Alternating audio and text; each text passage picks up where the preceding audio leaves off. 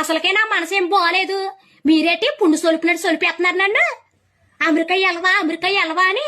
America వెళ్ళాలంటే ముందు ఏటి సీసాకాయకి అప్పల చేసుకోవాలంట. అర్థమవుతుందా? ఆ సీసాకాయ మన ఇంటికి రావాలంటే ఏటి ముందు ఎంక్వైరీకి వస్తారంట. ఇరుగు పొరుగుని ఎంక్వైరీ చేస్తారంట. ఆ పిల్ల ఎలాంటిది ఏటి అని. మన సొత్తనేమో ఏటి ఇరుగుతోటి పొరుగుతోటి ఎప్పుడు గొడవలే, ఎప్పుడు మంచిగా మాట్లాడింది లేదు. అందరితో గొడవలు ఆడేసాను. నా గురించి మంచిగా ఎవరు చెప్తారు అని చెప్పేసి ఓ బెంగెట్టేసుకున్నాను.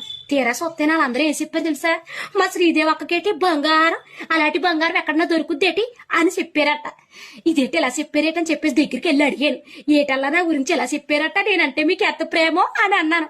అంటే వాళ్ళు ఏమంటున్నారు తెలుసా? నువ్వు అమెరికా పోతే మా ఈదులో సగం పేడ వదిలిపోద్దే, అందుకే అలా చెప్పాము అని చెప్పేసి అంటున్నారు. చూసారా, చుట్టుపక్కల నుండి నన్ను పొడుతున్నారే సూదుల్లాగా.